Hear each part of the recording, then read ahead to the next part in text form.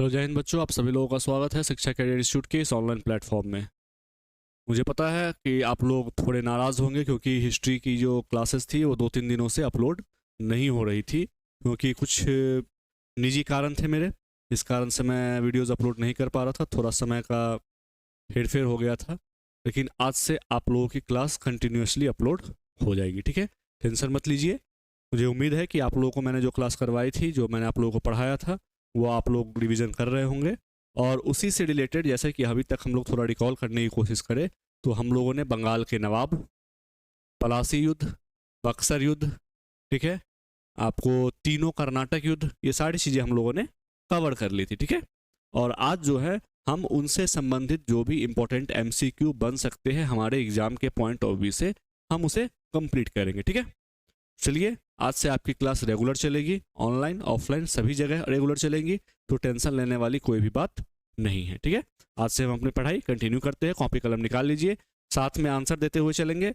कि कोई लगेगा कि आपको इंपॉर्टेंट पॉइंट है, इसे नोट डाउन कर लेना चाहिए। वैसे मैंने जब आपको थ्योरी की क्लास करवाई थी तो एक भी चीज़ मैंने आपको नहीं छोड़ा था, ठीक है। फिर भी यदि आपको लगे कि ये कुछ नया है तो आप लोग उसको नोट डाउन करते हुए चलेंगे और मेरे साथ क्वेश्चन सॉल्व करेंगे। चलिए, पहला प्रश्न है, सबसे अधिक निर्णायक युद्ध जिसने अंग्रेजों के भारत में प्रभुत्व को स्थापित किया था। सबसे अधिक निर्णायक युद्ध पूछ रहा है। ऑप्शन है बक्सर, पलासी, वांडीवॉस और पानीपत। सबसे अधिक निर्णायक युद्ध, दो युद्ध हुए थे ना। एक 1757 में होता है, एक 1757 में होता है और एक 1764 में होता है ना। यहाँ जो होता है वो प्लासी का युद्ध था, ठीक है, प्लासी का युद्ध था। और यहाँ जो होता है ये बक्सर का युद्ध था, ठीक है। ये बक्सर का, ये प्लासी वॉर था और ये बक्सर का वॉर था। लेकिन यहाँ क्वेश्चन पूछ रहा है सबसे अधिक निर्णायक, तो प्लासी के युद्ध में सारी बातें क्लियर नहीं हुई थी, लेकिन बक्सर के युद्ध में ये निर्णय हो चुका था, ये फाइनल हो चुका था कि भारत पे शासन कौन करेगा, ठीक है। तो सबसे अधिक निर्णायक युद्ध यदि पूछे तो कौन सा हो जाएगा, बक्सर का युद्ध, ठीक है। The correct answer is option number A, Buxar का युद्ध। क्लियर, आगे बढ़ते हैं। प्लासी का युद्ध मैदान कहाँ स्थित है। तो प्लासी का युद्ध मैदान जो है वो आपको पश्चिम बंगाल में स्थित है। फैक्चुअल क्वेश्चन है, याद रखिएगा, बंगाल में आपको प्लासी का मैदान स्थित है। क्लियर। पानीपत का मैदान यदि पूछे तो पानीपत का मैदान हरियाणा में स्थित है। जब हम लोग मिडाइवल हिस्ट्री पढ़ेंगे तो उसके बारे में भी चर्चा करेंगे। क्लियर, आगे बढ़ते हैं। बक्सर की लड़ाई के समय बंगाल का नवाब कौन था। सिराजुद्दौला, मीर कासिम, मीर जाफर, नजमुद्दौला। यहाँ पर एक चीज ध्यान रखिएगा, यहाँ क्वेश्चन पूछ रहा है बक्सर की लड़ाई के समय बंगाल का नवाब, तो गलती से भी इसमें मीर कासिम मत मार दीजिएगा, ठीक है। जो बच्चे अक्सर गलती करते हैं, नए बच्चे अक्सर गलती कर देते हैं, आंसर टिक लगा देते हैं मीर कासिम। वो बंगाल का नवाब उस समय नहीं था भाई, वो निष्कासित हो चुका था और बंगाल का नवाब मीर जाफर को बना दिया गया था, क्योंकि वो तो चला गया था कहाँ, अवध के नवाब के पास, ठीक है। बंगाल का नवाब वो था, लेकिन उस समय जिस समय आपको बक्सर की लड़ाई लड़ी जा रही थी उस समय वो निष्कासित था और गद्दी पर कौन बैठा हुआ था, मीर जाफर बैठा हुआ था, ठीक है। प्रथम कर्नाटक युद्ध का कौन सा तात्कालिक कारण था। मैंने आपको जब कर्नाटक युद्ध पढ़ाया था उसमें आपको बताया था कि कैप्टन बर्नेट अंग्रेजी शासक था, एक अंग्रेजी कैप्टन था, कैप्टन बर्नेट थे, जिन्होंने क्या किया था, आपको एक फ्रांसीसी जहाज पर कब्जा कर लिया था और यही तत्कालिक कारण बन गया। ऐसा नहीं है कि आपको पृष्ठभूमि बहुत पहले से तय चली आ रही थी, क्योंकि अंग्रेज का केवल और केवल एक प्रतिद्वंदी बचा था, वो था फ्रांस, ठीक है। और अंग्रेज बस इसी मौके की तलाश में थे कि कब हमें मौका मिले और हम इनका भी सफाया करके अपना प्रभुत्व स्थापित करें। और वो मौका मिल गया। कैप्टन बर्नेट ने क्या किया, फ्रांसीसी जहाज को कब्जा कर लिया और प्रथम कर्नाटक युद्ध का यही रीजन हो गया भारत में, ठीक है।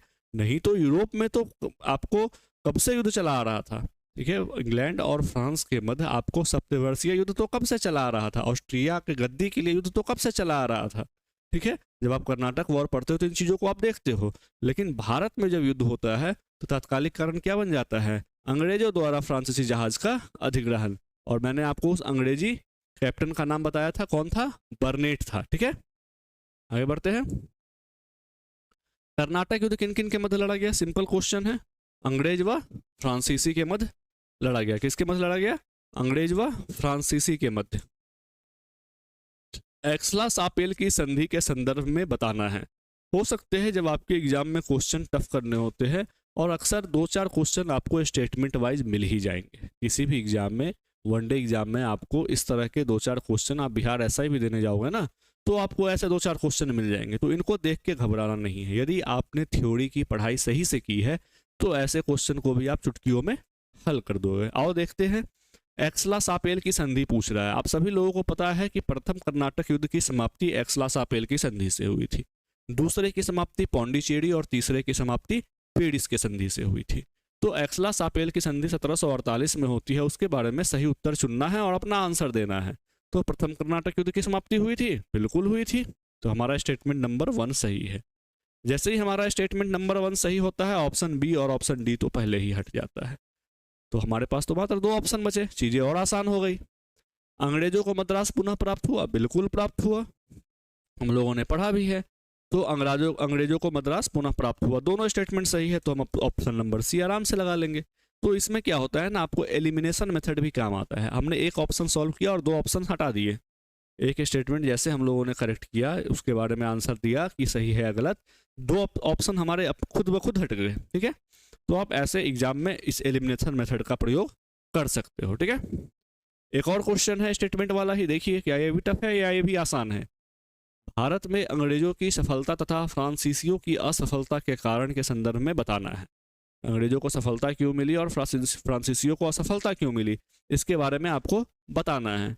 पहला स्टेटमेंट है, अंग्रेजों को बंगाल विजय से अपार धन और जनशक्ति मिली, बिल्कुल मिली। क्योंकि हम लोग जानते हैं बक्सर के युद्ध के बाद 1765 में आपको क्या होती है, इलाहाबाद की 2 संधि होती है, जिसके तहत आपको मुगल शासक बंगाल, बिहार, उड़ीसा की दीवानी अधिकार किसको सौंप देते हैं, अंग्रेजों को सौंप देते हैं। और उनको बहुत धन मिलता है। उनको क्या मिलता है, धनों की कोई कमी ही नहीं रहती है। तो बंगाल विजय से अपार धन और जनशक्ति। ठीक है, पहला स्टेटमेंट हमारा बिल्कुल करेक्ट, और करेक्ट ही तो पूछ रहा है, तो केवल 2 तो होगा नहीं, क्योंकि पहला सही है। ना तो 1 ना ही 2, ये भी नहीं होगा। आइए सेकंड स्टेट में आ, अंग्रेजों की बेहतर नौसैनिक ताकत, बिल्कुल सही। अंग्रेजों के पास जो सेना थी, अब आपके पास जब पैसे होंगे तो स्वाभाविक सी बात है आपकी सेना दूसरों की सेना से अच्छी होगी, है ना। आपके पास धन ही नहीं होंगे तो आप सेना कहाँ से रखोगे। लेकिन जब आपके पास धन होंगे, आपके पास अच्छे खासे पैसे होंगे, तो आप बड़ी से बड़ी सेना का निर्माण करोगे। और अंग्रेजों के पास पैसे तो थे ही, ठीक है, तो वो अच्छी सेना क्यों नहीं रखेंगे। तो इनकी नौसैनिक ताकत भी बहुत बेहतर थी। ठीक है, तो हमारा दोनों स्टेटमेंट क्या होता है, करेक्ट हो जाता है। ठीक है, तो बताइए स्टेटमेंट क्वेश्चन क्या टफ है। यदि आपने थ्योरी पढ़ रखा है तो आपके लिए कुछ भी टफ नहीं है। ठीक है, नहीं पढ़ा है तो फिर मुश्किल आएंगी। मुगल बादशाह द्वारा नियुक्त बंगाल का अंतिम सूबेदार। मैंने आप लोगों को जब बंगाल का शासक या बंगाल का नवाब जब मैं पढ़ा रहा था, मैंने आप लोगों को बताया था। ठीक है, मुगल शासक के द्वारा बंगाल का नियुक्त अंतिम जो आपको सूबेदार था, वो कौन था, मुर्शीद कुली खां था। मुर्शीद कुली खां था। और ये क्या करता है, ये जब देखता है कि अब मुगलों की स्थिति कमजोर हो गई है, तो स्वतंत्र बंगाल का नींव रख देता है। ठीक है, अपने आप को बंगाल का स्वतंत्र शासक घोषित कर देता है। क्लियर। निम्न में से किसने अपनी राजधानी मुर्शिदाबाद से मुंगेर स्थानांतरित की थी। 2 बार राजधानी चेंज होती है, आप लोग रिकॉल करिए, 2 बार राजधानी चेंज होती है। शुरुआत में राजधानी जो रहती है वो ढाका से मुर्शिदाबाद आती है। ढाका से कहाँ आती है, स्टार्टिंग में राजधानी ढाका से कहाँ आती है, मुर्शिदाबाद आती है। कहाँ आती है, मुर्शिदाबाद आती है। ठीक है, मुर्शिदाबाद आती है। ठीक, किसके द्वारा, तो मुर्शीद कुली खां के द्वारा। ठीक है, मुर्शीद कुली खां के द्वारा राजधानी ढाका से मुर्शिदाबाद आती है। और मुर्शिदाबाद से राजधानी कहाँ चली जाती है, मुंगेर चली जाती है। किसके द्वारा, तो हमारा करेक्ट आंसर हो जाएगा मीर कासिम के द्वारा। मुर्शिदाबाद से मुंगेर कौन लेके जाता है, अंग्रेजों के हस्तक्षेप से बचने के लिए मुर्शिदाबाद से राजधानी मुंगेर किसने स्थानांतरित किया था, तो मीर कासिम ने किया था। क्लियर है, आगे बढ़ते हैं। बक्सर के युद्ध के समय दिल्ली का शासक कौन था। बक्सर का युद्ध हुआ कब था, 1764 में आपको बक्सर का युद्ध होता है। और हमें भी पता है एक साइड 3 लोग थे, बंगाल का नवाब मीर कासिम, अवध का नवाब शुजाउद्दौला और मुगल सम्राट शाह आलम द्वितीय। दूसरे तरफ अंग्रेजों की सेना थी जिसका नेतृत्व हेक्टर मुनरो कर रहे थे। अंग्रेजों की जीत होती है और ये तीनों हार जाते हैं। ठीक है, तो दिल्ली का शासक कौन था, तो शाह आलम द्वितीय, option number D is the correct answer. ठीक है, बक्सर की लड़ाई के बाद किस संधि पे हस्ताक्षर हुए? हम लोग जानते हैं 1765 का समय था। ठीक है, और दो संधि होती है। ठीक है, इलाहाबाद की संधि होती है प्रथम, जो आपको शाह आलम द्वितीय मुगल शासक के द्वारा होती है, जिसके तहत बंगाल को अंग्रेजों को दीवानी अधिकार दे दिए जाते हैं बंगाल, बिहार और उड़ीसा के। दूसरी संधि होती है अवध के नवाब के साथ। ठीक है, तो इलाहाबाद की दो संधि होती है आपको बक्सर के युद्ध के पश्चात। ठीक है, तो कौन सी संधि होती है बक्सर के युद्ध के पश्चात? तो इलाहाबाद की संधि होती है। क्लियर? इलाहाबाद की संधि के बाद रॉबर्ट क्लाइव ने मुर्शिदाबाद का उप दीवान किसे बनाया था? दीवानी व्यवस्था मिल गया। इलाहाबाद की संधि के पश्चात शाह आलम द्वितीय ने बंगाल, बिहार और उड़ीसा तीनों क्षेत्र के दीवानी अधिकार किसको दे दिए? आपको अंग्रेजों को दे दिए। अब जब दीवानी अधिकार मिल गए तो वहां से आपको कर वसूलने के लिए, वहां की देखरेख करने के लिए कोई तो चाहिए। तो अंग्रेजों ने तीनों जगह एक एक दीवान को नियुक्त कर दिया। तो बंगाल, मुर्शिदाबाद यहाँ दे दिया है आपको कंफ्यूज करने के लिए। ये मुर्शिदाबाद उस समय बंगाल का ही हिस्सा था, बंगाल में ही था। तो मुख्य रूप से यहाँ ये बंगाल पूछना चाह रहा है। तो बंगाल में कौन था? तो बंगाल में मोहम्मद रजा खां थे। बिहार में कौन था? तो बिहार में सिताब राय था। ठीक है, यहाँ लिख लीजिएगा, बिहार में सिताब राय था। वैसे मैंने आपको नोट्स में लिखवा रखा है, बिहार में सिताब राय था और उड़ीसा में राय दुर्लभ था। ठीक है, उड़ीसा में कौन था? राय दुर्लभ था। तो बंगाल में मोहम्मद रजा खां, बिहार में सिताब राय और उड़ीसा में राय दुर्लभ को दीवान नियुक्त किया गया था अंग्रेजों द्वारा। ठीक है, 1760 का प्रसिद्ध वांडीवॉस का युद्ध अंग्रेजों द्वारा किसके खिलाफ लड़ा गया था? फ्रांसीसी, स्पेन, मैसूर और कर्नाटक। तो वांडीवॉस का युद्ध जो होता है 1760 में होता है। डेट याद रखिएगा, इंपॉर्टेंट्स जो आपके युद्ध होते हैं उसके डेट्स पूछ लिए जाते हैं। तो 1760 में आपको वांडीवॉस का युद्ध होता है। और किनके किनके बीच होता है? अंग्रेज होते हैं एक साइड, और तृतीय कर्नाटक युद्ध याद कीजिए आप लोग, मैंने आपको बताया था। ठीक है, मैंने आप लोगों को बताया था। ठीक है, कि अंग्रेज किसको हरा देते हैं? फ्रांसीसियों को हरा देते हैं। ठीक है, हमारा करेक्ट आंसर क्या हो जाएगा वांडीवॉस का युद्ध में? फ्रांसीसी हो जाएगा। बंगाल का कौन सा शासक ब्लैक होल प्रकरण से जुड़ा था? बाकी कहानी तो आप लोगों को पता ही है, इतने से आपको कहानी समझ में आ गई होगी। ब्लैक होल की घटना, ठीक है, दिन कौन सा था? तो आपको ब्लैक होल की जो प्रकरण की घटना होती है उस दिन होता क्या है? तो 143 लगभग 140-45 अंग्रेजों को आपको बंगाल के नवाब सिराजुद्दौला द्वारा क्या किया जाता है? एक छोटी सी काल कोठरी में बंद कर दिया जाता है, जिसमें ना ही रोशनी ना ही हवा, कुछ भी नहीं। जब काल कोठरी को सुबह में खोला जाता है तो उसमें मात्र 23 लोग ही जीवित बचते हैं। और इस बात के का वर्णन कौन करता है? हॉलवेल करता है। उसी में से एक बचा हुआ अंग्रेज था हॉलवेल, वो इस बात का वर्णन करता है कि ऐसा जब हुआ था तो उसमें से मात्र 23 लोग ही जीवित बचे थे। और एक कारनामा किया किसने था? तो बंगाल के नवाब सिराजुद्दौला ने। ठीक है, आगे बढ़ते हैं। बंगाल के निम्नलिखित नवाबों में से किसने अपनी राजधानी को ढाका बांग्लादेश से मुर्शिदाबाद स्थानांतरित किया था? मैंने आपको बताया 2 बार राजधानी बदली। एक बार मुर्शिद कुली खां ने ढाका से मुर्शिदाबाद लेके आए, और दूसरी बार आपको मीर कासिम मुर्शिदाबाद से मुंगेर ले जाते हैं। ठीक है, तो Murshid Quli Khan is the correct answer.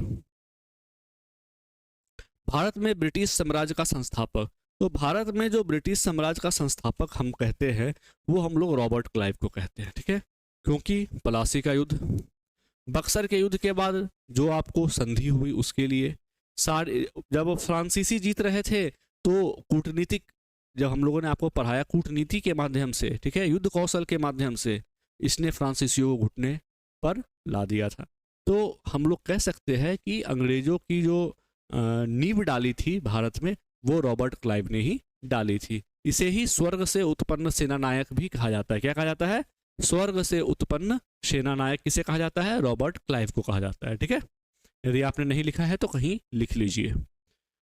1765 में ईस्ट इंडिया कंपनी को बंगाल की दीवानी किसने प्राप्त की थी? 1765 की, आप देखो उसी क्वेश्चन को घुमा के पूछ दिया। ठीक है, होता क्या है? तो इलाहाबाद की संधि होती है भाई। तो इसीलिए मैं कह रहा हूँ आपको थ्योरी याद रखना बहुत जरूरी है। इलाहाबाद की संधि होती है, और थ्योरी नहीं याद रखोगे तो कंफ्यूज हो जाओगे। क्वेश्चन कैसे घुमा दे, कहाँ घुमा दे, कोई ठीक नहीं है। ठीक है ना, तो इलाहाबाद की संधि होती है 1765 में, और उस समय आपको दीवानी दी जाती है किसके द्वारा? तो मुगल सम्राट के द्वारा बंगाल, बिहार, उड़ीसा की दीवानी अंग्रेजों को दे दी जाती है। क्लियर? पलासी का युद्ध लड़ा गया था, मैंने आपको बोला ना, प्रमुख एग्जाम आपको जो जितने भी युद्ध होते हैं उस वनडे एग्जाम्स में प्रमुख युद्धों के डेट्स पूछ लिए जाते हैं, ठीक है? तो आपको जो मुख्य मुख्य युद्ध है, जो बड़े लड़ाइयाँ हैं, उनके डेट आपको याद रखनी है।